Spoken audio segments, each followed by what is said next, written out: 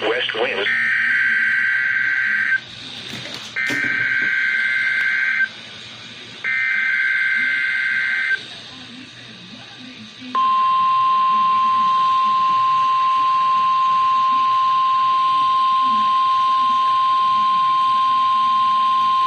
This is the National Weather Service Office in State College, Pennsylvania.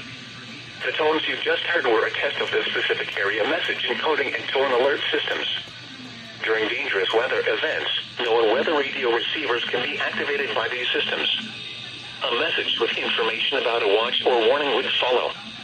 Tests of these systems are normally conducted by the National Weather Service between 11 a.m. and noon each Wednesday. If there is a threat of severe weather, the test may be postponed until the next good weather day. Repeating, this was a test of the specific area message encoding and tone alert systems.